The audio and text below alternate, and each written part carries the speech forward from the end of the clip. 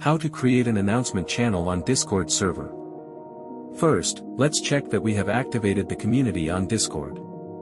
To do this, go up here, then to server settings and check that we have all these items. If you don't know how to activate the community on Discord, watch the dedicated video on our channel. You can find the link in the description. Now from this screen, let's create a new channel by clicking here. Select News Channel, a text channel that can publish content on the servers that follow it.